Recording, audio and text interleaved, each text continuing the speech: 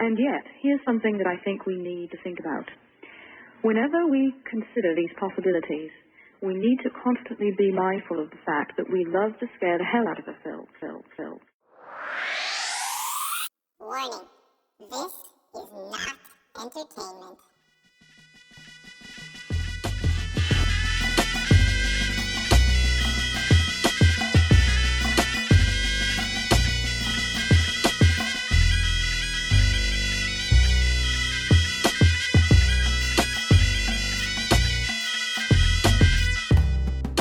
Hello folks, top of the morning to you.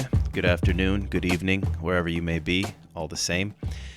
It's not lost on me that I owe you a follow-up episode to number 38, which I said would be at least a two-part series, possibly more, but I think it's going to be two parts.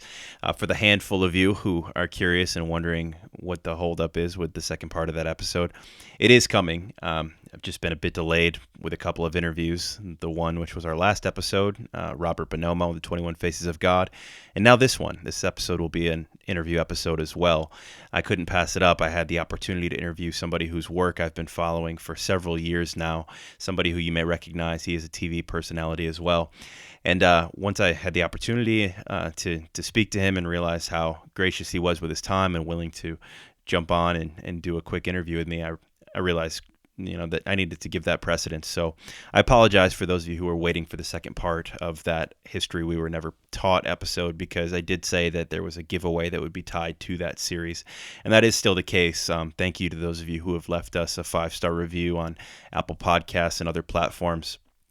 I will be announcing the winner of the Herodotus book giveaway in part 2 of that series, which will almost certainly be the next episode. So thanks for hanging in there, and looking forward to continuing that deep dive into some of the stranger components of our history. So look for that in the near future. For those of you who haven't yet and would still like to be considered for that raffle or drawing that we're doing, if you haven't heard that episode, it's basically leave us a 4 or 5-star review on your podcasting platform of choice, preferably Apple Podcasts, because that's where we get the most exposure, but any platform will suffice. If you leave us a review and shoot me an email letting me know that you left a review, you'll automatically be entered into a drawing to receive a free copy of the primary subject matter for several of our episodes, actually, a couple of our Immortal Words episodes, as well as our most recent episode, apart from the interviews, episode number 38, History We Were Never Taught, Part 1. That is The Histories by Herodotus. So you'll get a copy of that from me, and if it goes well, I'm planning to do more things like that in the future. It won't just be book giveaways, but other things as well. So it's kind of fun, and several of you have already submitted yourselves for that. So thank you again. In the meantime, this episode today is a conversation with somebody, as I mentioned, whose work I've been following for a while, and somebody who is really going to knock your socks off, I think. We go all over the place in this duration of this interview, and I think you guys are really going to enjoy it.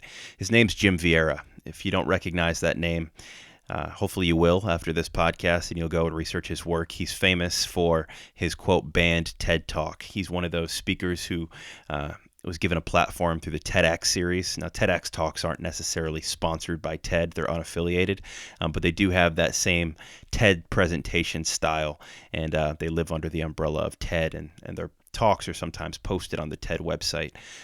You can find it on YouTube and various other media streaming platforms. But anyway, his went viral, and I won't spoil it for you. I'll just leave it at that. But if you search Jim Vieira TED Talk or Jim Vieira Stone Builders, it'll be one of the first things to pop up almost certainly. And that TED Talk was amazing. It really put him on the map. And he's an independent researcher. He's also a stonemason by trade, so he really knows his stuff. And I think you're going to be fascinated and impressed by Jim if you aren't familiar with him already. And for those of you who are familiar with his work, well, you don't need me to tell you, because you already know how wonderful and how insightful he is. So you may also recognize him from his specials on the History Channel. In the last few years, he's hosted several programs on television. I think I've seen him on the Travel Channel as well. He's talked about things like the Lost Colony of Roanoke. He's talked about the Stone Builders, Giants of Ancient America, things of that nature, a little bit esoteric, a little bit cryptic or cryptozoological. But in any case, if you aren't familiar with Jim's work, you're really going to enjoy this episode, I think, and I hope you go check out his work afterwards. But I wanted to put this episode out in advance of the next solo episode because this interview really deals with a lot of that same content of the unknown, the history that we were never taught, things that maybe were swept under the rug or misunderstood or just altogether neglected. And Jim really does a great job of navigating us through some of that, particularly in the context of American culture and the history of America before Westerners arrived. So buckle up and enjoy the ride. We go everywhere from the stone builders to Native Americans and people groups who lived here prior to the colonial settlers. We jump all over the place. We jump into the Eastern Hemisphere and we talk about the Denisovans, the Neanderthals, and other Homo sapien hominid races. And we talk about all sorts of spirituality. We talk about plant-based medicine. There's some conversation about the Course in Miracles, which Jim is well versed in, and many other interesting topics during the duration of this conversation. So if you want to get in touch with Jim or learn more about his work afterwards, just check out the show notes. I linked to some of his material there, and you can always contact me as well, and I'd be happy to put you in contact with Jim. So with that, let's jump right into it. Thank you to all of our listeners. Thank you to our Patreon supporters and for everybody who just continues to give us positive feedback and encourage us to keep this show going.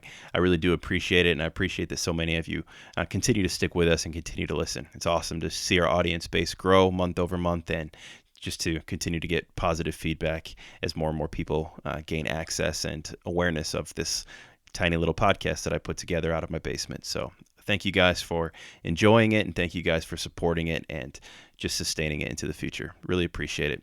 And with that, enjoy this conversation with Jim Vieira, and I'll be back to talk to you afterwards. Take care, everybody.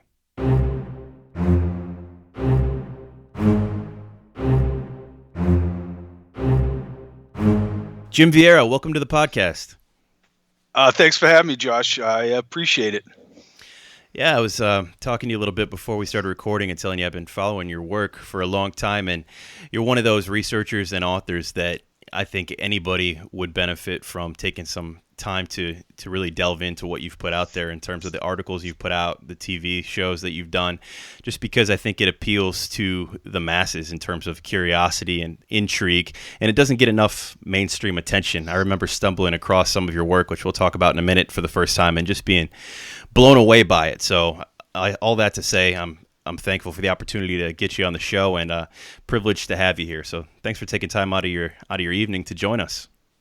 Not a problem at all. Thanks for the kind intro. I really, this whole journey's taught me a lot about human psychology and metaphysics and spiritual realities. And one thing I've learned is, unfortunately, most humans have a pretty embedded agenda in their life, whatever it is.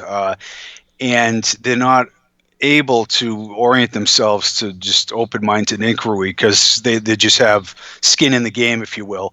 And what I've always done is, I fell into these ancient mysteries as a kind of a side effect of, tangential investigations into other matters. So I wasn't looking for the strange things I uncovered. And frankly, I do stonework to pay all the bills, so I don't have to sell out, if you will. I don't have to hype anything or try to sell anything. I just think it's fascinating. And I think if you step back, there's the entrenched academic side, and then you have the alternative side that sometimes is immune to logic and reason and has the overwillingness to believe. And, although I think the truth is quite bizarre, it's somewhat in the middle at the same time, meaning that, it's like religion has some things right, has some things wrong, and science has some things right, some things wrong. I just think an objective orientation is a way to unravel these mysteries. Yeah. I agree, and let's start there with your background, because you're kind of a Renaissance man. So you mentioned you're a stonemason by trade, but you're also an author, a researcher, and as of late, in the last few years, a TV personality as well, doing specials for the History Channel. And I think I saw you on the Travel Channel once as well. So how did you get involved in this world? What were you researching that sent you down this rabbit hole? I was researching, hiking in the woods around here in New England. I live in Massachusetts. My brother and I set to find all these strange stone constructions that appeared to be probably Native American, not colonial. But the archaeological paradigm is that they're all colonial, and that Native Americans didn't build with stonework in New England. So I found that kind of curious. It just, seeing serpents and, turtles made of stone, it just struck me funny. So I started to comb through town and county histories looking for accounts of colonists showing up and finding pre-existing stonework, which there were many, but I also started to find these giant skeleton accounts, and just matter of fact, embedded in obscure town and county histories, mentioning strange anatomic anomalies that wouldn't have been known about in an era of inefficient communication. So I just kind of fell down the rabbit hole. And as far as getting into TV shows, I had a friend who's my producer now for one of the production companies I work for, and he saw one of my talks, I think, and he said, "Hey, I think this is a cool idea for a show. Let's go pitch it." And we went through the hurdles at history, and we got picked up right away. And we've done Lost Colony of Roanoke specials. We were on Josh Gates' show for Expedition Unknown, and I was just on, in December, I'm on Megan Fox's new Ancient Mystery show on Travel Channel. The actress Megan Fox, she does a Denisovan giant Clovis barrier show, or episode, I should say, in her Ancient Mysteries Legends of the Lost show on Travel Channel. So yeah, she was really cool, and she's really bright. So yeah, here I am by some serendipitous action. Yeah, well, that's an awesome story to just, but you couldn't imagine at the beginning that you would end up doing all those things, like end up on the History Channel and all that. But when I first saw your work, it was through your TED Talk, which is famously pitched on YouTube as a banned TED Talk. It's a TEDx talk that you gave I think it was in Sheffield, in Massachusetts, right? That you gave that TED Talk, and the audience there seemed really receptive. It was awesome TED Talk, 17, 18 minutes long. For anybody who hasn't seen it, just search Jim's name on YouTube and you'll see it there. But that was my first exposure to you. Did you expect that to go viral the way it did and just blow up? No, not necessarily go like that. It was the number one watched TEDx talk in the world. It had like 150,000 views right away. One of the things was that, I wasn't even making a case. I guess let me back up here. I was just talking about like what we were just discussing, finding these strange stone structures in New England, asking questions, and starting to uncover these accounts in like the Smithsonian records, the Carnegie records, town and county histories, heads of anthropology departments kind of analyzing and reporting absolutely enormous skeletons, sometimes over 8 and 9 foot tall, over and over again over a 150-year period, mentioning the same strange anatomic anomalies like double rows of teeth or massive jawbones, buried obscurely in voluminous texts that couldn't have been known about in an era of inefficient communication. So I just said, as a detective, I'm like, this is way beyond coincidence. And I didn't even make a scientific case. I laid it out like, hey, this is cool. I would think people are going to find this really interesting, that there is the most bizarre mystery hidden in plain sight. It's like Bigfoot sightings or something in town and county histories, if you will. It is so bizarre, but it's right there, and it's common sense and straightforward. But what happened was I started to go, at the end, I started to go off on the Koch brothers giving millions of dollars to the Smithsonian to obfuscate the truth about climate change. So I think that's one of the reasons it got pulled. But I think people kind of like, there's been so much like bullshit corporate speak going on, like for the last 30 years in our country. Like every corporate person or politician, they talk like the head of the NFL, this lame vanilla corporate speak. Nobody takes responsibility for anything. Nobody like calls anybody out on like vile acts or whatever. And I think people are just really sick of that. And anytime they see somebody who's just running their mouth and, hopefully telling the truth, I think it resonates with them. So I think that's one of the reasons that people kind of dug that talk. It's like, holy shit, this guy's like taking a run at Koch brothers. And it's not even political. It's just these guys are scumbags. You know what I mean? Oh, yeah. Yeah. I think that's why your video got pulled too. I watched it through recently, just prepping for this interview, even though I've seen it a few times. It's been a couple of years, and as I was watching it, the playback this most recent time, when you get to the end there and you start talking about the Koch brothers, I kind of felt like that was the trigger moment where they said, yeah, this guy's got to be censored. But it actually gave me street cred and backfired, so it's like it's really an interesting dynamic. And I'm not like looking for a beef, you know what I mean? I think it's just more, there's like this juvenile taboo associated with investigating things like extraterrestrials, UFOs, the idea of Atlantis. But these things are, it's not like I'm saying, oh, the Phoenicians built the Statue of Liberty in 2000 BC, and I got no evidence except like a fact-free post I read on the internet. what it is like the Great Chronicle is, archaeological reports. There's a lot of evidence to support these ideas. Like even today, they found a 20-mile crater underneath the ice in Greenland, and they think it's associated possibly with that 13,000-year-old impact strike called the Younger Dryas event that threw us back into a mini ice age and absolutely destroyed just parts, a lot of North and South America and caused a great flood. These ideas that are considered like religious or idiotic are now being verified by science over and over again. So it's just, once again, it's like a juvenile taboo that you can't talk about these things. Yeah, it really is. And there aren't that many people with any street cred, like you said, who have any sort of, reliability or, people feel like they can trust them, because you get some really woo-woo people who have crazy ideas, like reptilians in human skin and all that kind of stuff, who are pitching this kind of stuff. So when you get a researcher like yourself who is respectable, who knows the trade of stonemasonry, who actually has gone out and done the due diligence to read local newspaper articles from the 1800s, not many people are going to that length, and I think that's one of the reasons why you resonated so well with such a broad audience. But for those who don't know your work yet, I'm hoping that after this episode, everybody's going to go jump online and check out your work. But for those who don't know it, I'd like to talk, I guess, starting with, the stonemasonry itself, the thing that really appealed to you and really told you that something just doesn't add up here. Because the narrative we get pitched, at least the narrative I was pitched growing up, and I grew up in the Northeast like yourself. You're in New England. I grew up in upstate New York, and it's like Iroquois Nation territory up in the Finger Lakes. And we have a lot of mounds and stone piles, etc. up there.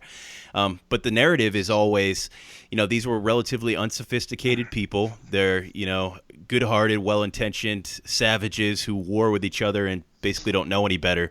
And it was kind of like you said in your TED Talk and in other talks, that it was a convenient excuse for manifest destiny to portray these people as ignorant savages. But that doesn't really fit with what the archaeological story tells us. These people seem to be highly educated.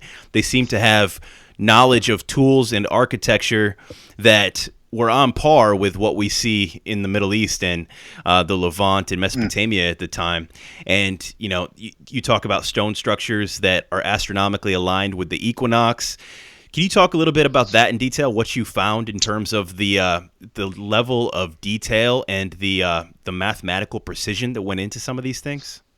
Yes, certainly. I would point to the mound building cultures, first of all, in the eastern United States.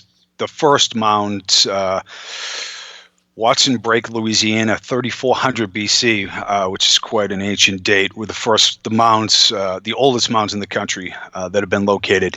But around 1500 BC to 1000 BC, the Adena people started showing up in the Ohio River Valley, and like the great mystic Edgar Cayce, actually, he talks about that the Adena were this benevolent group that was avoiding and they were particularly large. They had giant leaders, and they were leaving the sacrifice cults of the Olmec and the Maya people down in Mesoamerica. But anyways, the entire eastern half of the United States was littered with hundreds of thousands of geometric forms and mounds, just incredible, astonishing things when the colonists showed up.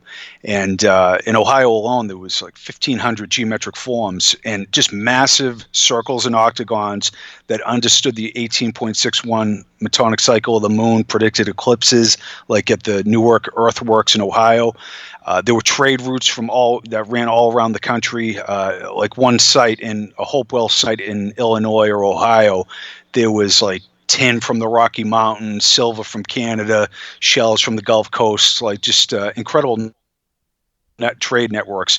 So Native Americans were particularly sophisticated. They had engineering prowess. They understood astronomy very well. And then the Native American tribes out in the Southwest, just, with the Kivas, the Anasazi, the Hopi, same thing, like highly sophisticated people that, have every right to be pissed that Europeans showed up. They denigrated them. They killed the shamans, the medicine men to steal their culture. They spread disease and warfare. And it's really reprehensible. You can't believe how the racism in science in the late 1800s, and that is kind of like the bedrock. A lot of the theories we have, like there was never a flood. It was like silent science wrestling away control from religion, which was partially necessary, but not fully necessary. So science throws out 10,000 years of evidence in the form of oral traditions. So Native Americans tell us one story of giants and little people and floods and flood survivors and androgynous beings and all these strange things that you find all over the world, like in isolated Pacific Islands as well as everywhere else. And then science says, no, this is the way it is here. It's slow, it's hyper-isolationism, it's Bering Strait. And not to be long-winded, but like all the theories that were like the golden calves of science have all been toppled. The Clovis barrier, the idea that nobody entered the United States before 13,000 years ago, thoroughly debunked. Out of Africa, completely upended. Homo sapiens leaving Africa 200,000 years ago to spread across the globe, that's gone. Denisovans, new human cousin, mating with humans and Neanderthals 40,000 years ago. A great flood and cataclysm occurred 13,000 years ago. So all these religious ideas, all these golden calf ideas by science, everything has just been overturned. And I will say, Göbekli Tepe in Turkey, 50 times larger than Stonehenge, was unearthed a couple of years back as well. So we have a complete paradigm shift, and everybody's dragging their heels because there's this conflict in science, like religion, and like politics. Like nobody wants to yield an inch. So there's this slow marching forward of science right now. Yeah, Graham Hancock's done a lot of work on the Göbekli Tepe site, and I think he's pretty much shown beyond a shadow of a doubt that site dates back far enough that it completely overturns the scientific paradigm of the dating system that we had in place. And also what you said about out of Africa and then the Clovis people, the narrative around the Clovis people seems like it's starting to be flipped on its head even in the mainstream now. And then there's enough evidence, this is my opinion, you can tell me if you think otherwise, but I think there's enough evidence to think that some of these ancient peoples, you mentioned the Phoenicians before, the Canaanites are another one who come to mind, who were the neighbors of the Phoenicians. I think there's enough evidence to suggest, or at least entertain the possibility that these peoples could have made it to the Americas in the distant past, and probably even predecessors to them by boat. I mean, I've recently on the show been talking about Herodotus, who's considered to be the father of history, and he wrote about the Persians setting out expeditions to circumnavigate the Horn of Africa back in like 600-700 BC, and the Phoenicians were known to be far superior sea navigators to the Persians even then. So it's hard for me to believe that the Phoenicians would have never tried to venture west across the Atlantic. And it makes sense to me that some of those peoples would have actually made it here. We know about Eric the Red, Leif Erikson, the Vikings, making it to Newfoundland, but it seems to me that some of these other peoples from the Middle East would have made it out here as well, and that would account for a lot of the similarities in architecture as well as the mythology and the origin stories of some of these tribes. Would you think that was a possibility, that they could have arrived here by ship? Oh, certainly. There's quite a bit of evidence. You lay down a paradigm like hyper-isolationism, like there was no communication between ancient peoples. There was no maritime travels, things like that. And then when you get evidence that doesn't fit that, it gets marginalized, or, there's these coins from like Scipio Africanus that were found in a stone tomb at the governor of Iowa, Governor Grimes, in 1857. They were building a house for him, and they find this with like an 8-foot skeleton, actually. And those finds get marginalized. It's like they don't exist. They come up with an excuse like, oh, a settler must have brought those coins over, something like that. But you find that all around the world, that evidence that, once a paradigm gets laid down, anything that supports the paradigm is easily let in and accepted, and anything that doesn't is vigorously fought, ridiculed, and it's just an unfortunate dynamic of the human ego and human behavior. So there's tons of evidence for transoceanic contact, and there's a lot of evidence, quite frankly, for an advanced civilization existing. Hancock dances around it a little, but he's basically talking like Randall Carson, the geologist, about Atlantis, just like Robert Schoch, just highly respected super intelligent guys. I know them all. I've done projects with them and stuff. We talked on panels, and they're absolutely right on the right in alignment with all the chronicles that you talked about. Herodotus, Plato, Berosus, these masters of history all tell the same story, and it's a strange story, but it's very specific and strange, and found all around the world ubiquitously. So I just view it as from a detective standpoint, and go with my intuition. And it's just like no. The story of humanity is completely different, and it's more mythological. And I'm willing to go out there and just say, the supernatural, like talked about in religious documents and Sumerian texts.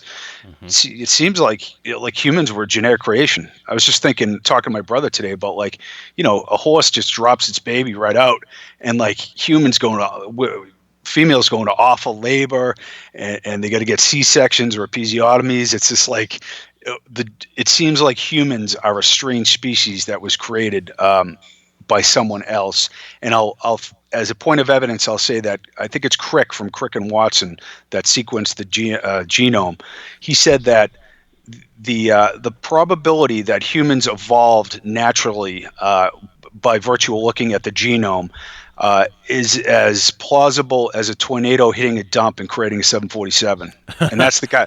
That's the guy who sequenced the genome. And then all the ancient texts talk about a supernatural creation of Homo sapiens, and it makes a lot of sense because you look at, I don't want to get too long-winded here, but like first there's this elegant theory like plate tectonics or human evolution, but it's like, oh, that makes sense, the ape, Australopithecines, Homo sapiens, but then new science comes out and it's like, whoa, that mutation would have taken 2.6 million years.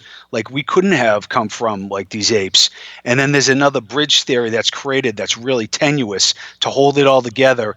And then over time, people fight and they argue and they're defensive. And then finally, 90 years later, it gets obliterated, just like the Clovis barrier. So it's not like a vast conspiracy. It's just arrogance and agenda that holds science back. Yeah. I agree with you completely, and I think there's a lot of evidence to really cause you to at least raise your eyebrow and start to question the Darwinian evolution paradigm, because that narrative has a lot of leaps of faith to get to the notion that humans could have evolved, completely by natural selection into the current state that we're in. I forget what show I heard it on, but on another show I recently heard somebody point out the fact that humans are unique in all of the animal kingdom in the sense that they are basically helpless outside of the womb for a significantly long duration. Like any other animal, you point out horses, any mammal, but pretty much any other species as well, fish, reptiles, you name it. They're pretty much on their own after a very brief nursing period. Humans, on the other hand, we don't walk until after a year outside of the womb on average. We don't feed ourselves for months. We basically can't do anything on our own besides cry and defecate. So, that alone tells me that there's something unique about the human experience, let alone, our ability to be self-reflective and to be creative and to contemplate our own existence. But, and I've heard some explanations about why that is. Maybe it's because the female birth canal and the hips of the human female are narrow to the point that, a human child has to leave the womb when it's still relatively small, and therefore it needs to be reared outside of the womb. But other species, have proportionally pretty much the same measurements, and they don't have that problem. Apes don't have that problem. So there's definitely reason to think that there's some sort of intentionality and some creation with the human species, and most religions would affirm that. The Bible says that we are created in the image of God. Most other religions have something similar. Many people say, alien seed theory, or this idea of, the gods or watchers came here and bred with, maybe it'd be like a lesser version of Homo sapien and created modern Homo sapien. So you talked about the Denisovans breeding with a modern human. So, it seems like a plausible idea, but how does that, I guess that's a good segue into the skeletons themselves, and we'll talk about what actually has been found in America and around the world under these mounds. But, what's the origin story then for this giant race? Because, there's some features that are completely different from modern Homo sapiens. You talk about the polydactylism, 6 digits on each hand, 6 digits on each foot. They don't seem to be entirely human, some of these giants.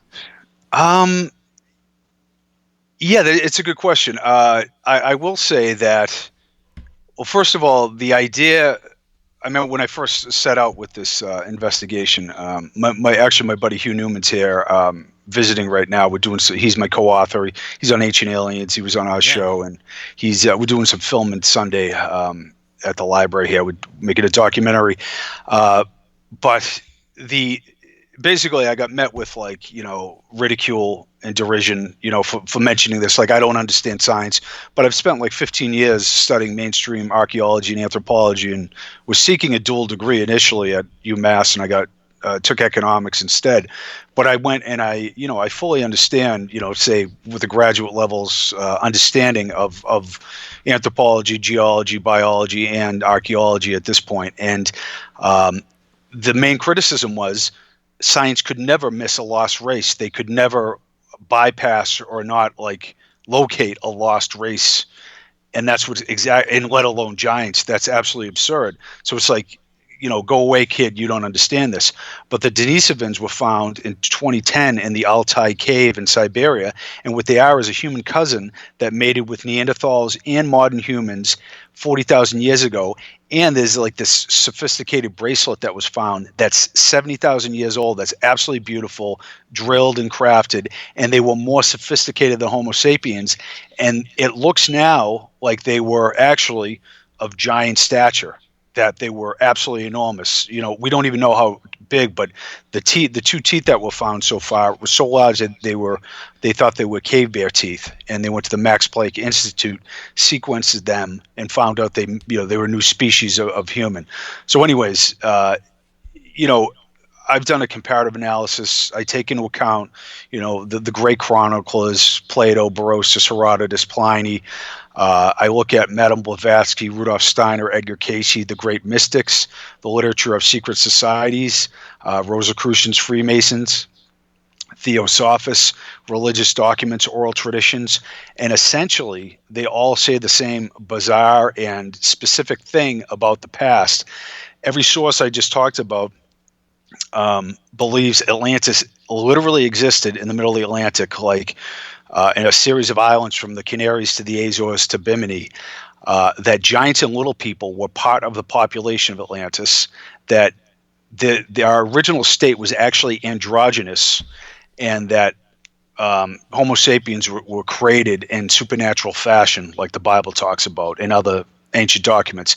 Now it's whoa, that sounds pretty out there.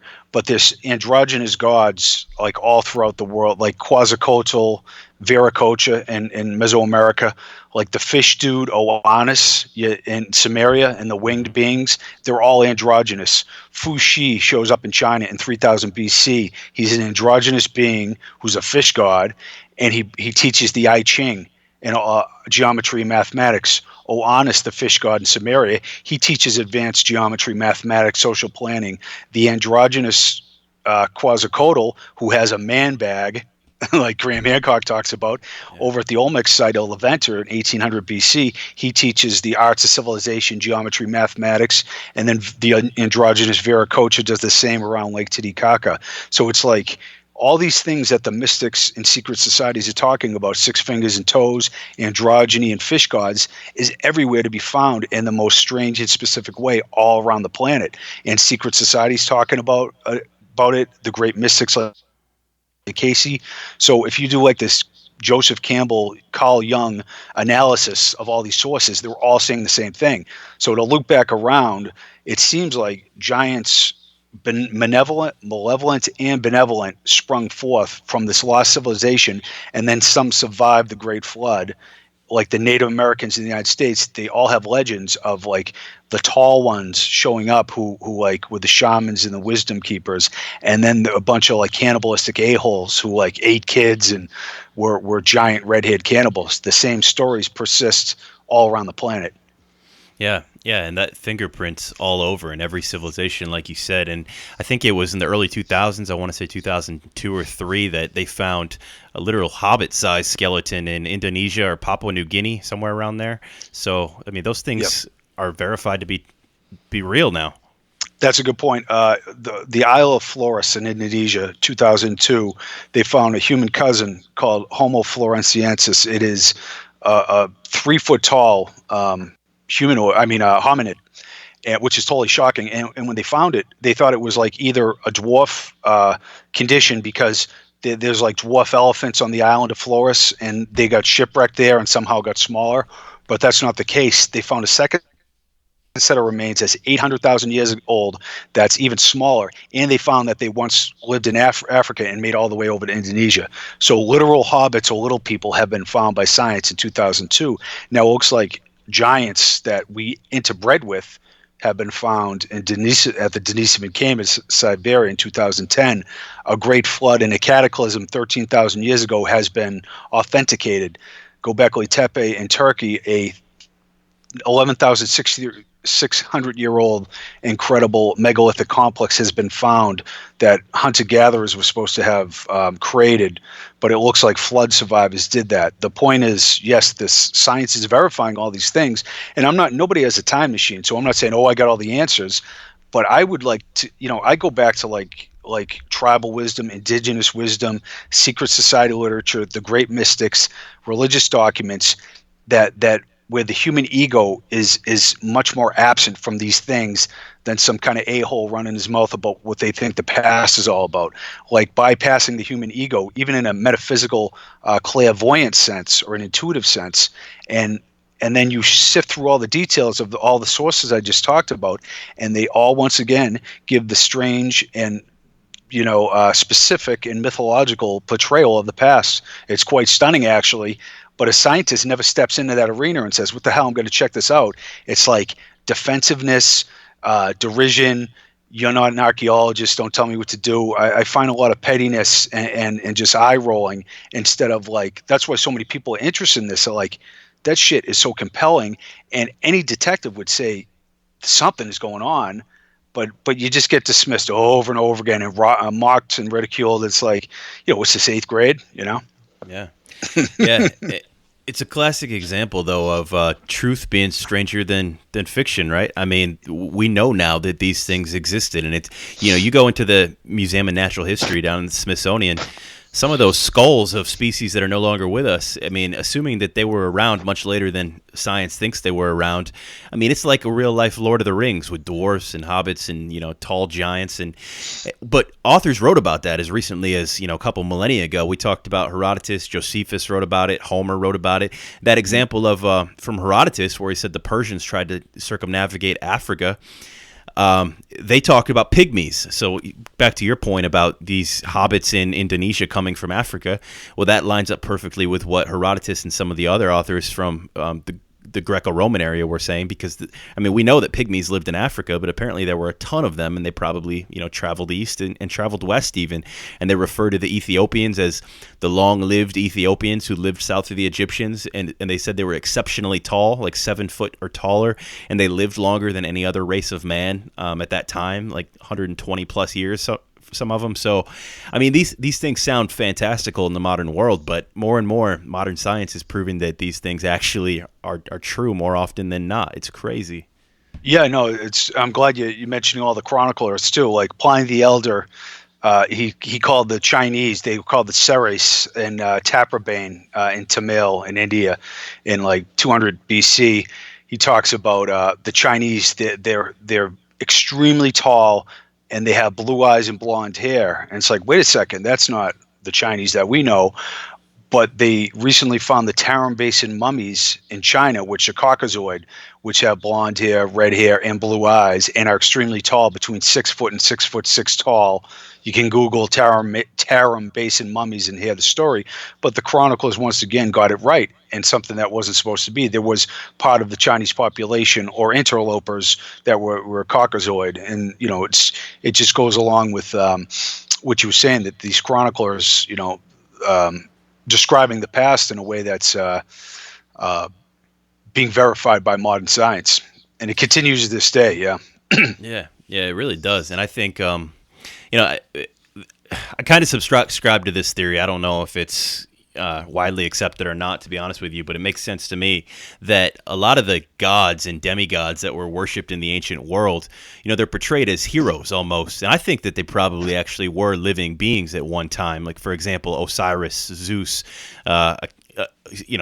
Heracles or Hercules. These guys probably all really lived, but what they were was a race of giant that basically, just beat the shit out of every regular-sized human they ever faced in battle, and therefore songs and ballads were written about them until they became larger than life, pun intended, and actually became worshipped as gods. And that's how a lot of these mythological systems around these pantheons of basically superhuman deities came into being. I think they probably lived, and that they were just a race of giant species.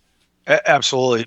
Like Homer talks about Aegygia being in the middle of the Atlantic, and he describes Atlantis just like Herodotus does.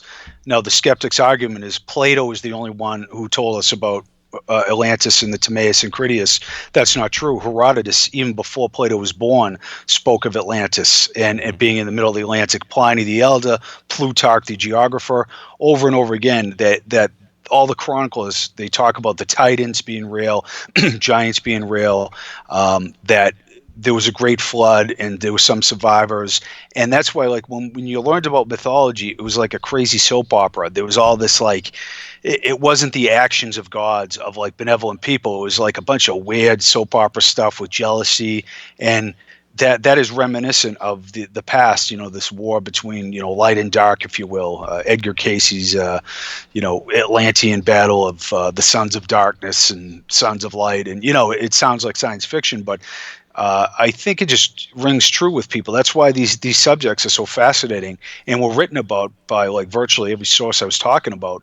It's because it's echoes of a time when there were, I would say, like, even Plato specifically says that our first state was androgynous, and we would basically procreate, or these higher beings that birthed us, if you will, the way an amoeba splits.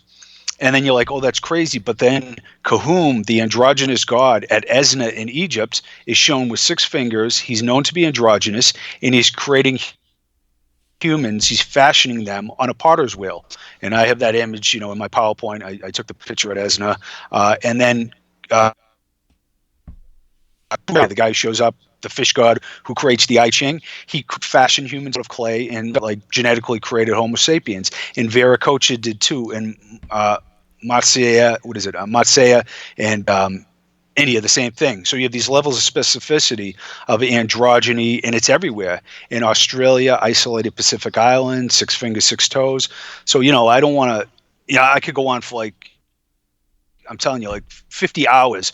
And I'm trying to convey this point to maybe just to make the audience realize that there's a lot to it, and it doesn't get looked at. I piece together all these academic journals and reports, wow, the proliferation of 6 fingers and 6 toes and these ancient statues in Cyprus is amazing. What does it even mean? And then over here you have this, but it never gets pieced together because the idea that this is a reality is never entertained by any professionals. So it takes kind of an outsider to piece it all together. And I'm trying to convey that point, Yeah. A lot of those giant skeletons that were pulled out of the mounds in America or just discovered by happenstance were written about in newspapers, and it was said that they had double rows of teeth, and a lot of times they were polydactyl as well. But how do you account for that double rows of teeth? I've never heard of that, anywhere else. And do you know where that comes from? What would cause that? Interbreeding, maybe. There's all this. The idea is you have pituitary gigantism, like Robert Waldlow from Alton, Illinois, the world's tallest man. He was 8'11". So he lived 80 years ago or something like that. But that's a condition where there's a tumor on the pituitary gland, and you grow out of control and you die when you're 22. That's not what we're talking about here. But the idea of little people and giants and 6 fingers, 6 toes, double rows of teeth, these are all rare genetic conditions that humans get once in a while. It can't be that rare, though, right? I mean, if we're finding them in multiple burial mounds, it's not that rare. it's rare within our normal population. Within the records of the excavations in the United States, it's not. It's much less rare, and it speaks to some kind of interbreeding or different race. See, the thing is that science believes that Homo sapiens started about 250,000 years ago in Africa, and they spread out all around the globe. And one of the last places they got to was the United States, 13,000 years ago. Now we know that isn't true. There's numerous accounts of over 20,000 years old of people beings being in the United States. Now the question now is, who were they? Were they Denisovan hybrids? Were the giants here? It looks like, were the Native Americans' legends true?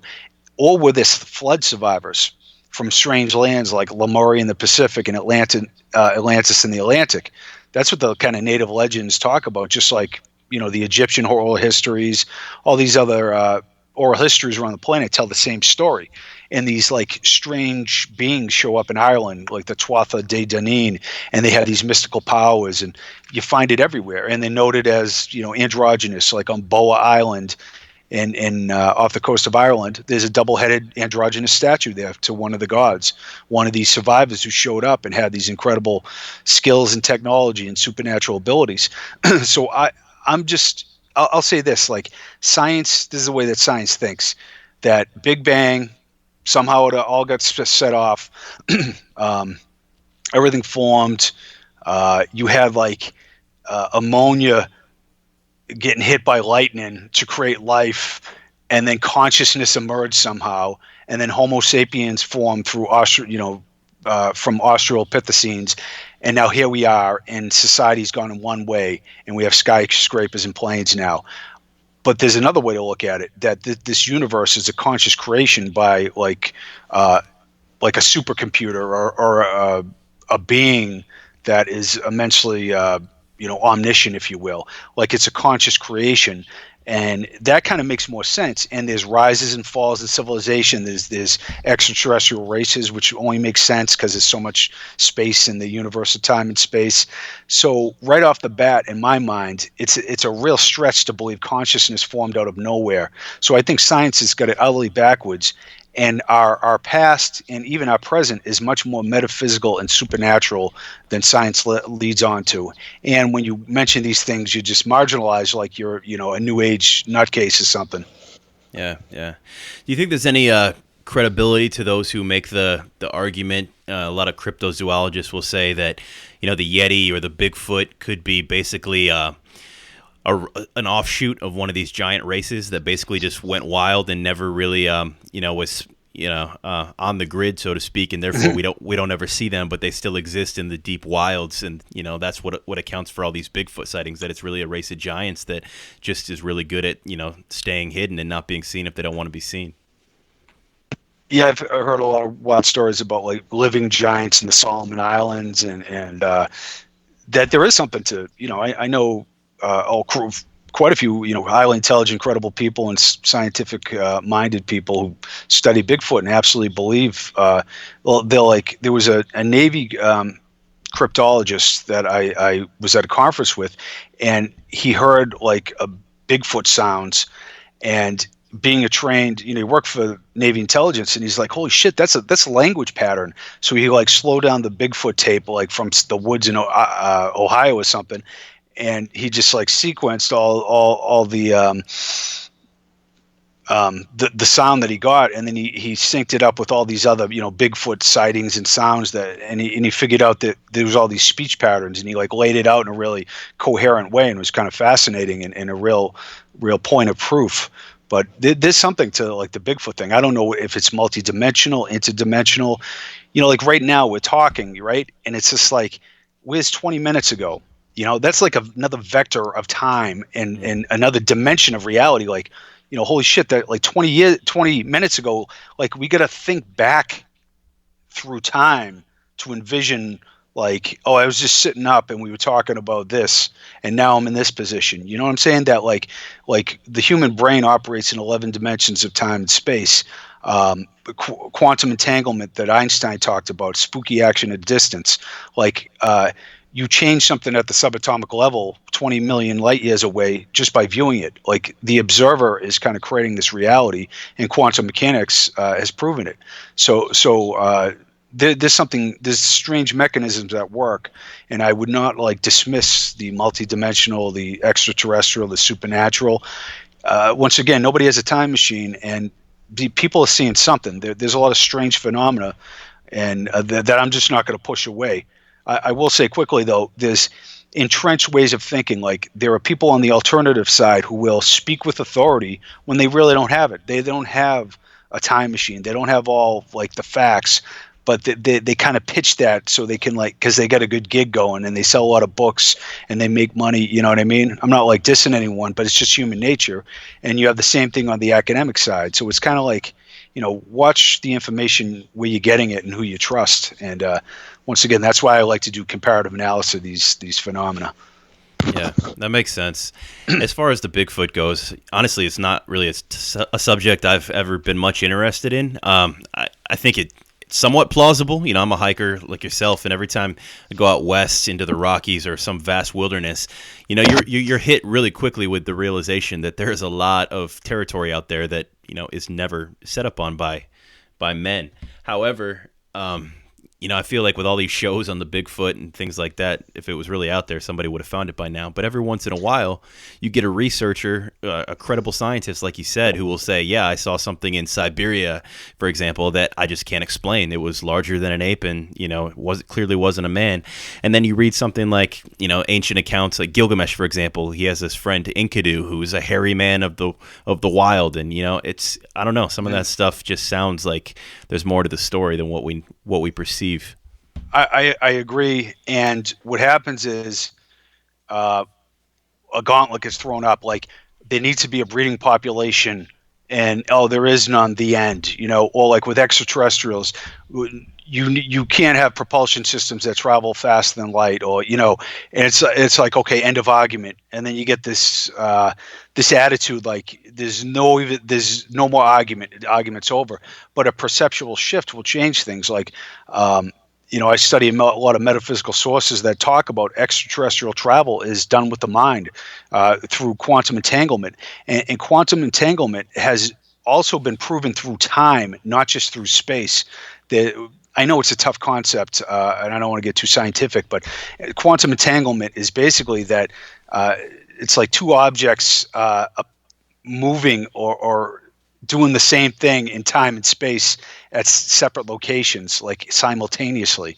It's this utterly bizarre thing. But the point is, it's like the mind is creating this reality. So you shift your perception about something like, oh, a lost race actually was found and missed by science.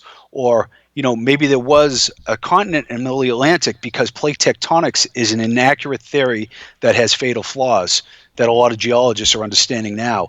So there's a mechanism by which that the shelf could have sunk a mile and a half or 2 miles, and that Atlantis is probably like 2 miles beneath the surface of the Atlantic, which I actually firmly believe. So it's a perceptual shift, but you get the arrogance of science that shuts it down right there. Like Atlantis couldn't existed because blank, Bigfoot doesn't exist because of blank.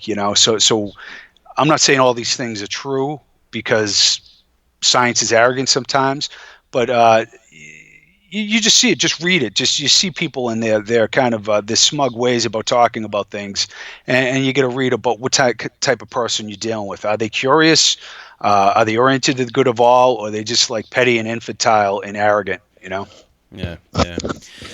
Well, for the skeptics out there, and this, I'm sure you get this question a lot from the skeptically minded people who you interact with, but there's got to be a lot of people who say, all right, Jim, your story's compelling, research is compelling, but where are these skeletons, right? I mean, in your TED Talk, I remember you talked about a possible Smithsonian cover-up, but it sounds like you're not as convinced that that's the case anymore. So if the Smithsonian's not involved, if there's not some organized conspiracy, what happens to these skeletons after they're excavated? Yeah, if you read the old records, it's pretty astounding. It's like 8 foot 6 inch skeleton. It's wired together in this town in Iowa. The town's a buzz. The skull's at the county clerk's office on the table. If our book Giants on Record, Hugh Newman and I wrote. We cover a lot of these things. We show images.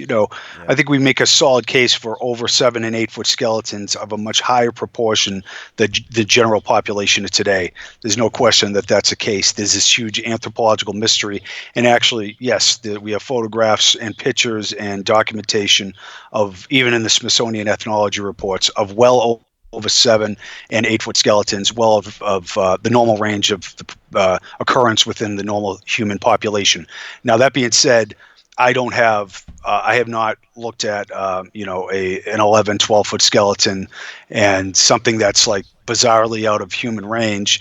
But I know if you Google the Giant of Castille, my friend Micah Yu has done a lot of research on that case. At the lowest level of the burial mounds in Montpellier, France, 1892, they found 4 bones, part of an 11'6" giant skeleton, a femoral midshaft, and other bones.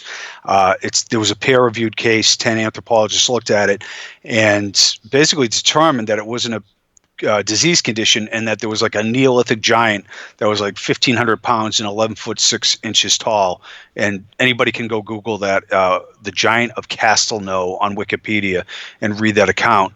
And Hugh and I went to look for the bones because Lepage, the anthropologist, was canned from the University of Montpellier because he was like an avowed atheist and anti-Semite and a racist, and he was a real piece of shit.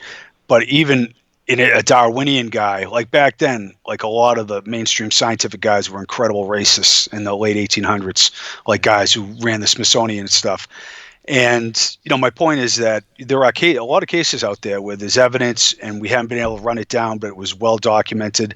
And I agree, I'm not going to say case closed. You need to find the 10, 11, 12 foot skeleton to make this case.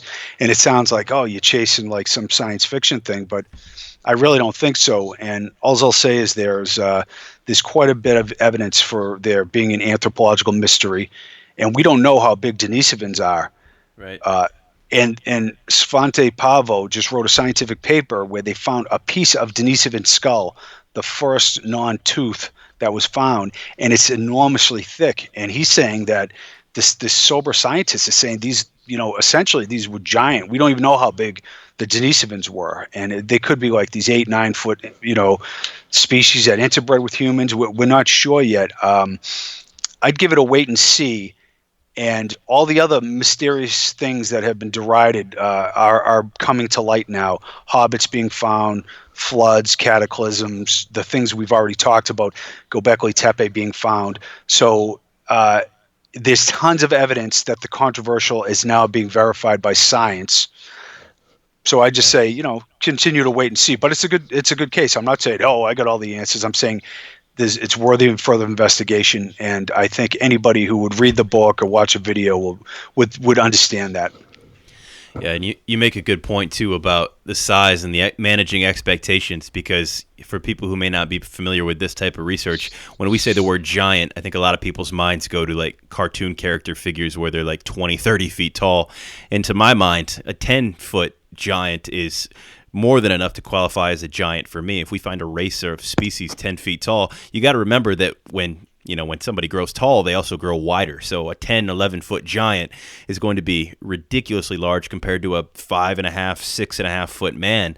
I mean, capable of squeezing his head like an orange. I mean, that's really big. And the Bible and other ancient accounts talk about races of giants that probably, I think, would have been in that 9 to 11 foot range. The Rephaim come to mind. It says in the Old Testament that the Hebrew people were like grasshoppers in their sight. I think that's probably a little bit of hyperbole, but you would say that if somebody 10 or 11 foot tall was standing next to you. Hell, I would say that if LeBron James was standing next to me. So, that's a great point. Not to cut you off, but one of the things that occurred here is this incredible cataclysm hit 12,900 years ago, verified by science.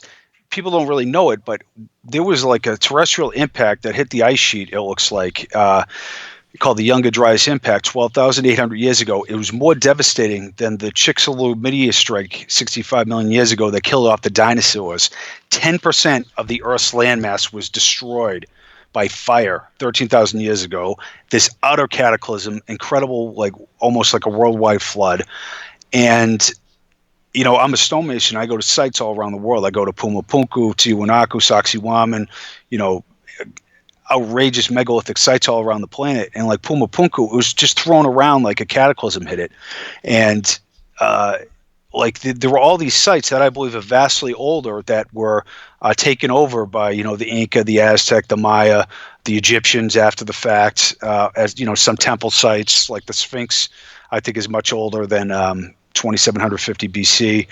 And you have this inexplicable, astonishing stonework that could not be pulled off today. And I know a lot of people say that, but I have an engineering and stonemasonry background. And I'm telling you, there's places like Baalbek in Lebanon, the Trillathon, Sacsayhuaman, Pumapunku that could not be created with stone tools, bronze tools, copper chisels, things like that.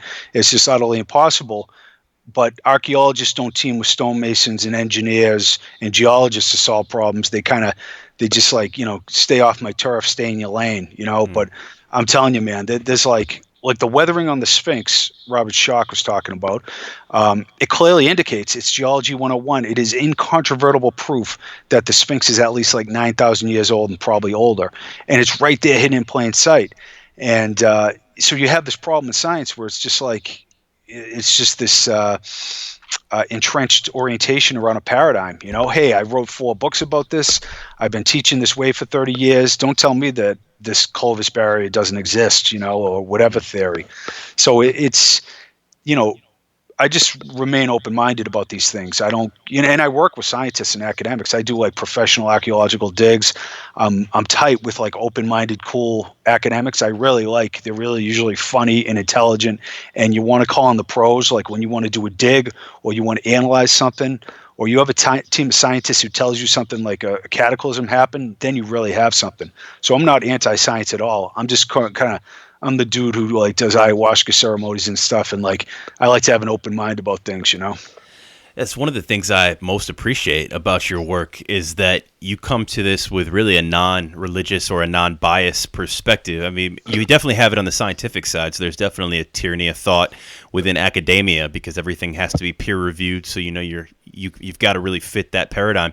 But it's also true on the other side, people who research this who really have confirmation bias because of a religious persuasion. So I've been looking into this for a long time now, and I'd say 80% of the people I talk to already have preconceived notions and conclusions, and they have an answer for everything based on whatever their system of belief is. So a lot of people probably talk to you about, whatever their ideology is.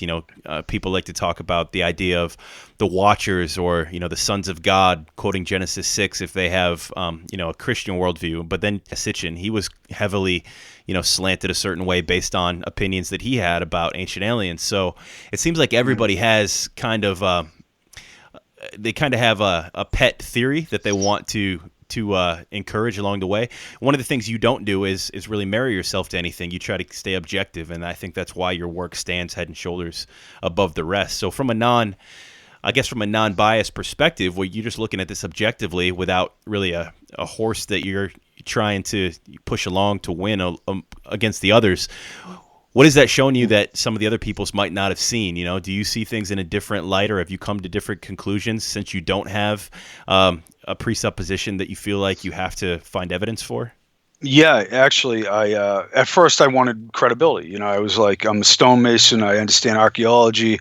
I understand archaeological context, and I wanted to be taken seriously. And then I ended up down the rabbit hole, and things got stranger and stranger. And I'm like a weirdo with like 70 tabs open on my freaking computer at 3 a.m. And I'm like the Rain Man. I can't take care of my basic needs, but I can recite like a million facts and figures. And I feel like as I have moved through this. And I see like Zachariah Sitchin, like you said, the 12th planet, the Anunnaki, he had a bias, and there's people who are totally dogmatic about that, like religion. I'm like, Sitchin tapped into the supernatural aspects of the Sumerians and the possible extraterrestrial manipulation and creation of humans. But he has this whole theory that basically he created a religion around, and it was a biased way of looking at things. And in the Bible is really the cliff notes of the Sumerian texts, like the Epic of Gilgamesh, because the Yeah. Babylonians took the Hebrew scribes into slavery, where they basically wrote down, like Yahweh is like a lunatic. He's like a malevolent freak who's like this being who like just drives the people, and and when you read it like dispassionately, you realize there's definitely truth in the Bible, but it's not incontrovertible truth, and it's basically a lot of it is the hand of man. It's not the work of God. It's just like a historical document. So I don't want to like disrespect anybody's beliefs, but you want to be objective and casual about all these things. And I'm wedded to a comparative analysis once again. So when so many sources that have, credibility are saying the same strange and specific thing, I pay attention. And it's led me to a place where I really feel like the nature of reality is much more bizarre than we think. I think there was a lot of high strangeness in the past, and it continues today. It's just not really like the global paradigm, the global thought form.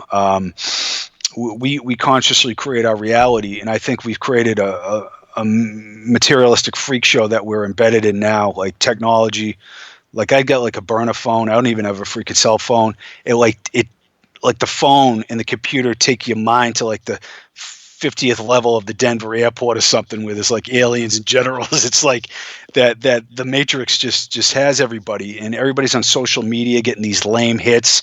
Oh, this person likes my post. It's all like desperate, like drug abuse behavior. Sorry, I don't want to get in the soapbox, but instead of like, connecting with something divine or something, or just other people, for Christ's sake, we've, with our minds, have created this real kind of a bleak and depressing technological world that has nothing to do with like our true self. So, that being said, that don't be surprised if reality is much more different than you think, and don't be a victim of the world you see, because you are creating whatever it is in your life, and that's tough to swallow sometimes, to take that responsibility. That's well said. Very well said. I mean, society is suffering from a disease that's self-inflicted. I mean, we've basically created this false infrastructure of reality. It's like the Matrix, and without tearing that away, I don't think people are ever going to get back in touch with our true selves, like you said, unless we go to one of your ayahuasca ceremonies. Speaking of which, if you have one coming up, I would appreciate the invite, by the way. It could be a rough ride, man. Ayahuasca's tough stuff. San Pedro is another, that's kind of like a mescaline oriented, and this isn't like, I'm on a drug trip. There are these medicines used by shamans for thousands of years, exactly. And you take them, and it's really like you purge a lot, you throw up, like the toxins are dispersed from your system, and you deal with traumas, you deal with terrible things you've repressed, like abuse comes up for people and all these horrible things. But what it really does is it puts your stupid ego to sleep for a period of time, so you can, like, you actually feel, say, your divine self, not the stupid body that you're renting for 60, 70, 80 years, like your true outside of time and space being, the oneness of everything is revealed to you, and it's like, holy shit, that's what I am. You can't even believe it. Like, people get that in revelation through like meditation or mystical experience, but it's almost thrust upon you in the ayahuasca state, the putting the ego to sleep temporarily. And that's the whole trick, that you want to keep that ego, that you want to unravel and undo the ego in your everyday life. Like the Buddhists say, to judge another is like drinking poison and waiting for someone else to die. It's like everything's holographic. So whatever, even if you feel justified, all this hate you throw out into this world, or this outrage, is just coming back to you. So it's a way to train your mind out of that. I'm a big fan of experimentation of all types, especially ones oriented around taking personal responsibility and stop blaming everybody, for your problems. Yeah, as am I. And yeah, that's well said, and I'm glad you referred to it as medicine. About a year ago, I had a guest on the show, and we spent a good bit of time talking about ayahuasca and other psychedelics. The thing that always boggled my mind is that ayahuasca, DMT, some of these other high-powered tools or medicines, which can be used in a very sacred and ceremonial type way to, like you said, kill the ego and really, show you your true self. A lot of these things they're Schedule 1 drugs. They're treated like heroin or cocaine in the U.S. and that's crazy to me that these things, which are nothing like those other substances, are treated and vilified in that way. There's just been a series of studies done by John Hopkins and others with hospice patients taking psilocybin mushrooms. I think the FDA just announced that they're going to allow implementation of psilocybin being used to treat depression. It's like it's being seen as like a once in a lifetime breakthrough in depression treatment. Psilocybin. It actually rewires the brain. It heals damaged parts. It's just utterly astounding. And this is something that, is considered, it's like a class D drug or something like that. No, you're absolutely correct. It's, alcohol is just pushed at every turn in our society, and it's a nervous system depressant. Booze is the worst freaking thing. I don't mind having a couple of drinks once in a while, but it's like for most people, it's a nightmare. If like you smoke weed, you just like chill out and eat too much. You know what I mean? That there's really Oh, something broke. Yeah, my cat just knocked over the coffee cup. Oh man. And now he's meowing at me. I'm sorry. To get back to my point, that was perfect. But all these substances, this isn't like, oh, I'm getting high, man. People can abuse whatever. The point is that, like psilocybin, San Pedro, ayahuasca, DMT, these things wake you up to what you really are. And but it's a false transcendence unless you implement a thought system that unravels your ego, which, Buddhism, a lot of the esoteric sides of Sufism and Islam and Gnosticism and Christianity, Kabbalah and Judaism, the esoteric sects that were kept hidden actually reveal the truth through initiations. Even secret societies that haven't been co-opted, like the Freemasons and Rosicrucians, some of their orders teach basically how to undo the ego, how to unravel the ego. And I study, like you talked about early on, the Course in Miracles. It's a metaphysical thought system of pure non-dualism that unravels the ego, and it makes you less reactive. It basically puts you back into contact with what you really are, which is cool. So you're not a victim of the world.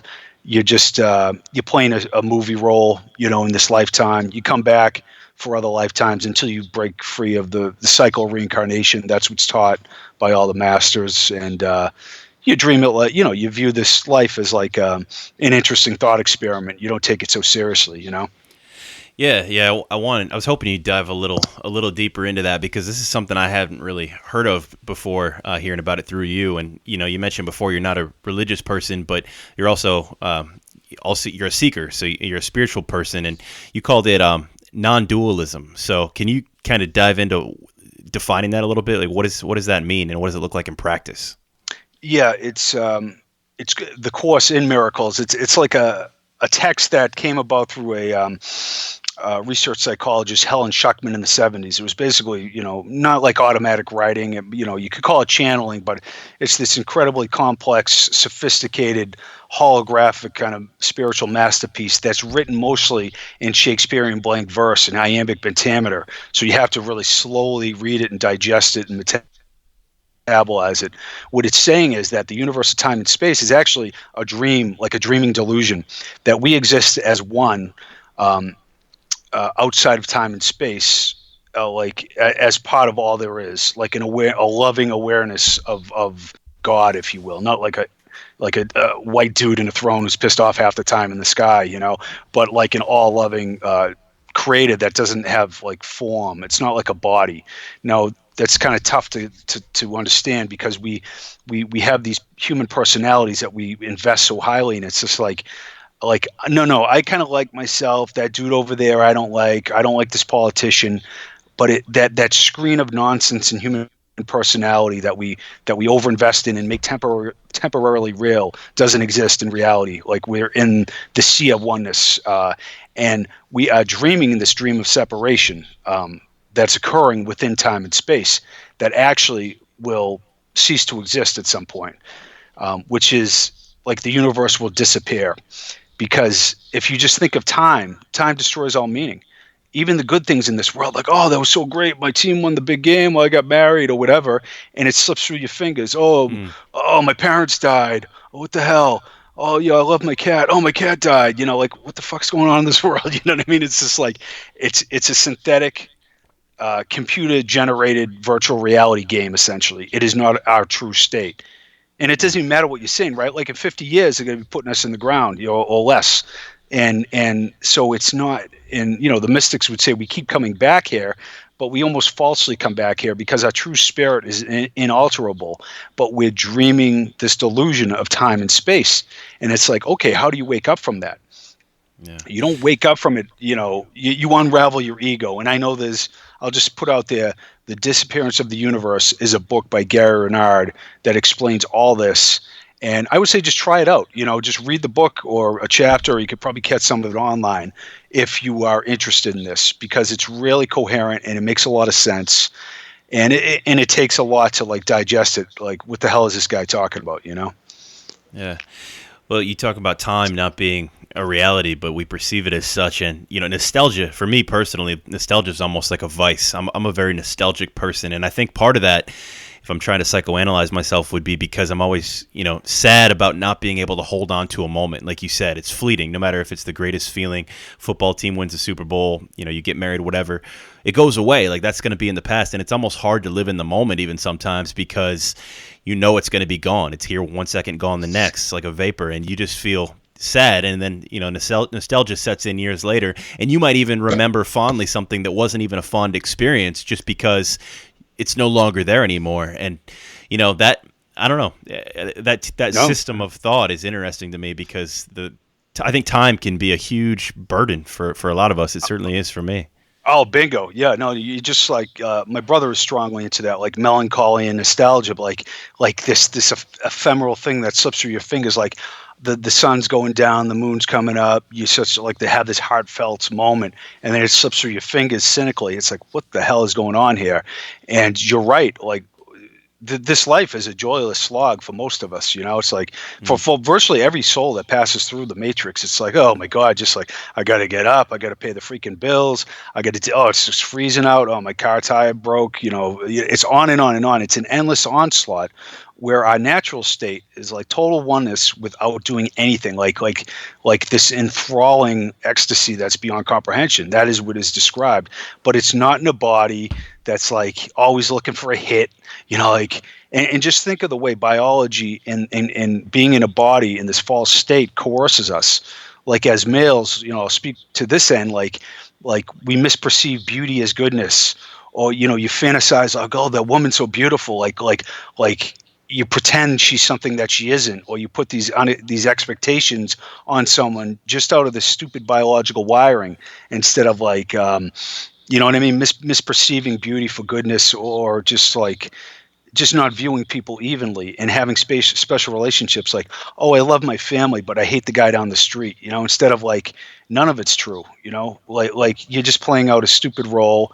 And of course it's better to be kinder and whatever, but the point is that none of what we're experiencing is our true state. And time is the perfect tell, because you can never, you know what I mean? Like the sun is going to like eat up the earth and expand and destroy the solar system in a couple million years or something. Like, we have this utopian society, and it's still going to come and go. So there's nothing here. The cruelty of time tells you that's a delusion to wake up from, rather than a reality to keep.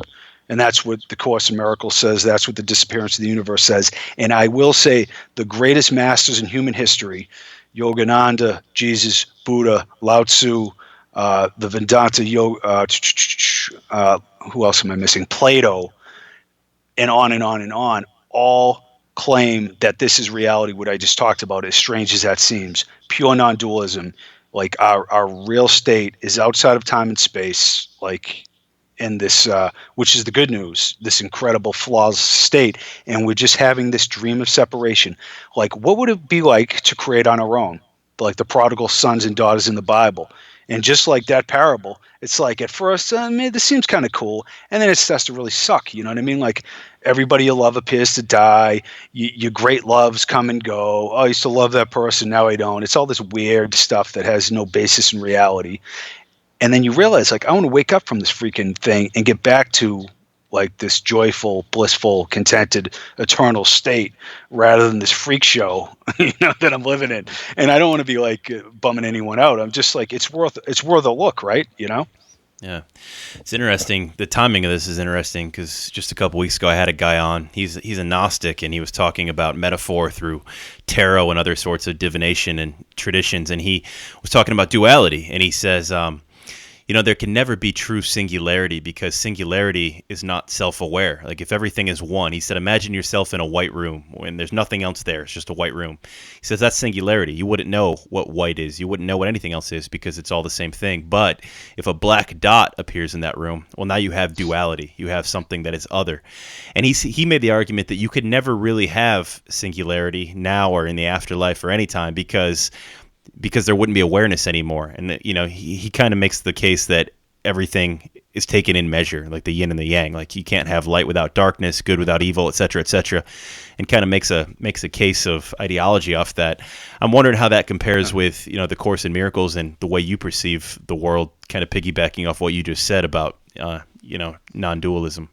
Oh, that's great. That's really insightful and perceptive on your part. And the case he's making, I don't want to denigrate his case. It makes perfect sense if you believe the world is real. If you are here in the world of time and space, yes, hot, cold, everything springs forth from duality. But basically, we are dreaming this. It's a and it's like, what do you mean I'm dreaming? Like, oh, I'm knocking on the wood. I could feel that. Oh, that hurts. It's like, you're having a dream of sensation, like a virtual reality experience. And quantum mechanics is essentially telling us that. They're telling us that time doesn't exist, that this universe doesn't exist. In fact, Brian Greene in Fabric of the Cosmos, a 4-part special on PBS, he's from the New York University, he's a quantum physicist. In the special, he says the universe in time and space is being projected from outside of time and space, and we don't know where it's coming from. Because there is no such thing as time and space, and they've clued into pure non-dualism, which it just seems like a reality here, but it's an ephemeral thing that just disappears, at some point. That the time and space, it's not even that the Big Bang or whatever. It's when the beings is eventually awaken here, the whole thing disappears, and it's already played itself out within a contained system of time and space. So your buddies talk about Gnosticism. He's right if he's believing that this is a reality that exists eternally, but it doesn't. It's just not like time goes on and on and on, or that's what I believe. And once again, I'll point to the greatest masters in human history that taught all taught the same thought system. They did not teach this is a dualistic world. This is a world that can be fixed. They taught it is a world to awaken from because you're already perfect. And it's like, what do you mean I'm perfect? I'm like, I got all these weird hang-ups and I did all this weird, embarrassing stuff. It's like, no, those are just like these false beliefs you have about yourself in your stupid life that like, oh, I'm Jim Vieira, I like cats, but I hate sharks and I hate snakes. So whatever, you get these amalgam of stupid thoughts about yourself, or like, oh, I'm really cool and tough, or the ladies love me, whatever stupid thing you think about yourself. It has no basis in reality. The point is that what's behind the mask is an eternal state that's shared by all, and that exists outside of time and space. Now, that is tough to stomach. I understand that. But your Gnostic friend, I think, is pointing to the laws of the universe of time and space, and he's not stepping back out of it and saying that it's a dreaming delusion that only appears to have temporary laws, not permanent laws. As a kid, I always had the fantasy, I'm sure a lot of people had this one, or the daydream, where one day, maybe you're 30 years old, maybe you're 7 years old, but at some point in this life, you just wake up in another reality and you realize that this was all a dream. None of it was real. It was like the most lucid dream ever, but it wasn't real. And you wake up into a reality that was your true reality, kind of like Plato's cave allegory, but you come out of the cave by waking up out of this dream world, and then that's the real world. You're telling me that could actually be not so far-fetched of an idea. It's not just a childhood fantasy. Oh, absolutely. And it's funny you should say that. Jesus' favorite story was the allegory of Plato's cave. And in The Disappearance of the Universe, Gary Renard talks about that. In fact, Plato, once you mentioned Plato, right? The allegory of the cave is that everybody's like chained to the cave and they see the shadows on the wall. and they think that that's reality. And one of the guys breaks out, and he's like, "Oh my God!" He gets back to heaven. He comes back in the cave, and they want to kill the guy. They're like so enmeshed in their, like, the world of time and space. It's like it's basically like a drug you have to get off of, because everything's a hit, right? Like, oh, I can't wait to smoke a bud or drink or like eat or have sex or get fame or whatever it is, you know. But these temporary hits, like you said, oh, my team won the big game, and then if it goes away, so you're basically stimulating off a false screen.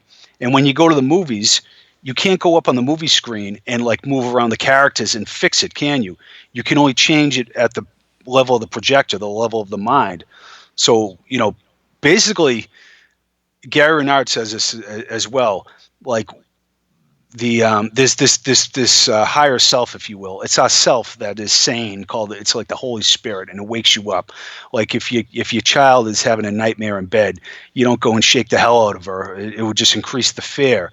But you slowly tell the child, like, everything's fine, what you're seeing isn't real, and you're slowly waking up to reality, you know, and you just gently wake the person up.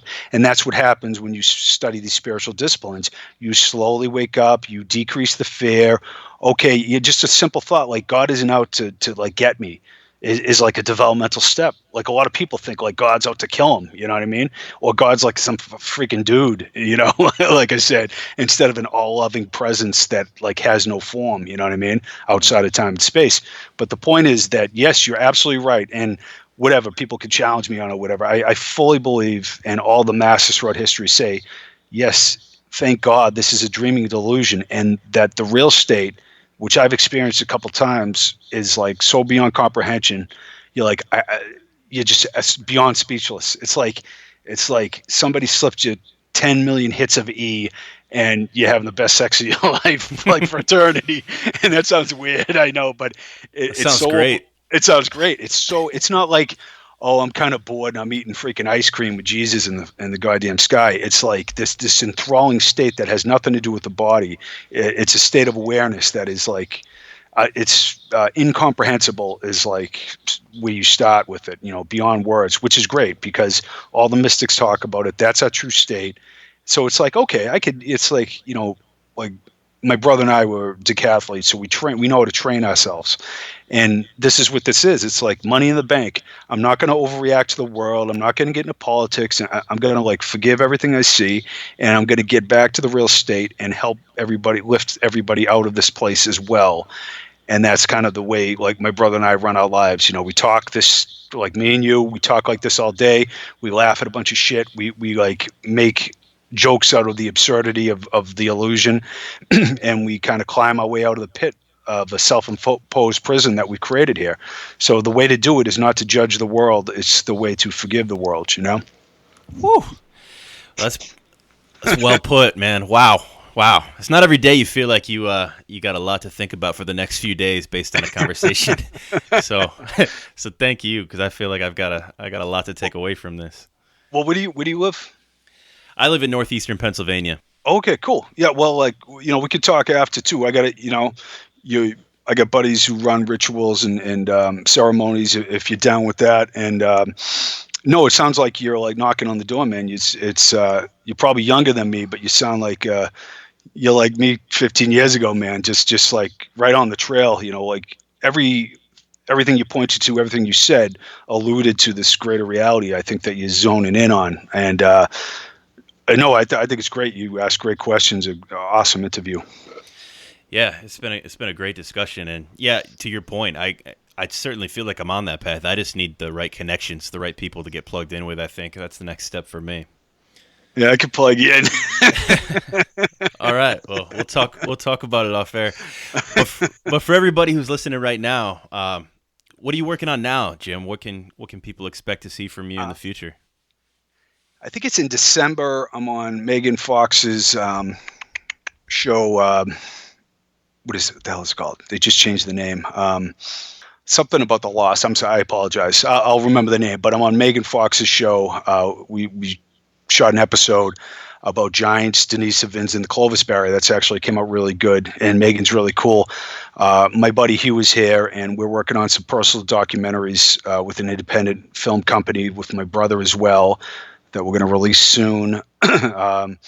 Traveling to England with Hugh Newman in January. We're going to do some filming around Scotland, Ireland, and Wales, and we're writing a book, The Giants of the British Isles, and it's kind of like the same story that we wrote about in Giants on Record in the United States, this fascinating kind of mythological story that is rooted in historical fact and scientific documents.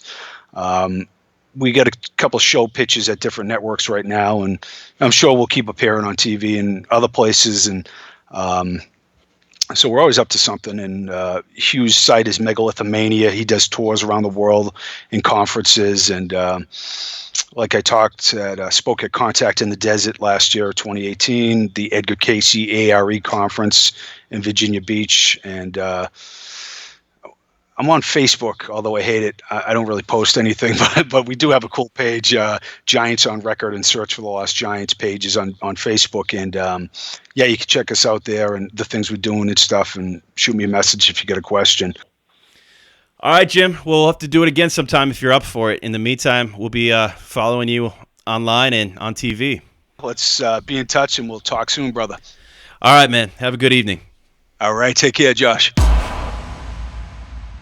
All right, guys. I hope you enjoyed that interview with Jim. Again, if you want to get in contact with Jim or learn more about his work, check out the links in the show notes. You can also find him all over YouTube. He's all over the internet in general. Find him on television. And yeah, I'll leave it at that. But you can contact me if you have any questions that I can answer, or if you want to talk to me about anything unrelated. That's Josh at joshuawisley.com.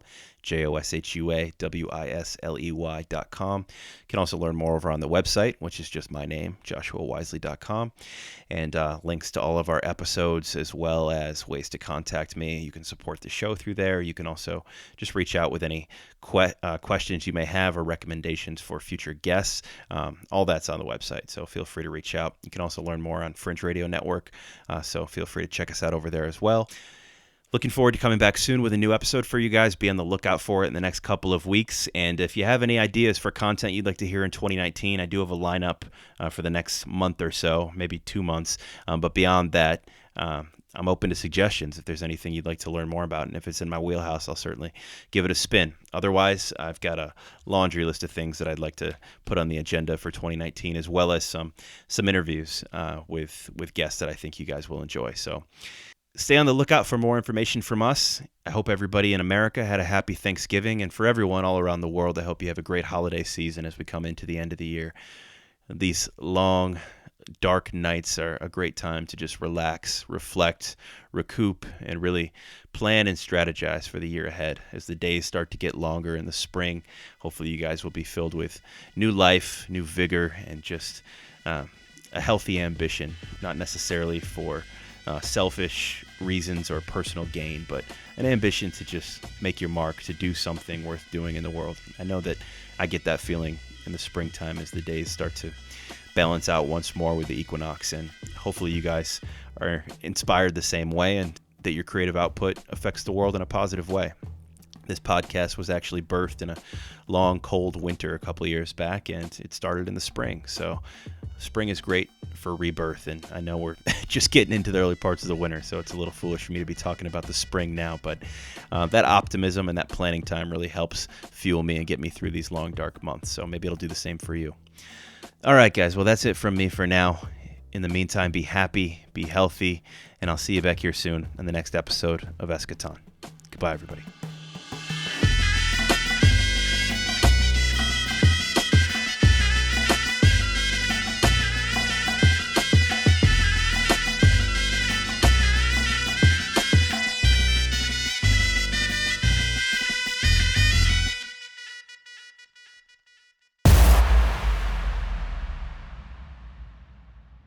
Waiting just beneath the veneer of civilization. Waiting just beneath the veneer of civilization. Waiting just beneath the veneer of civilization. Waiting just beneath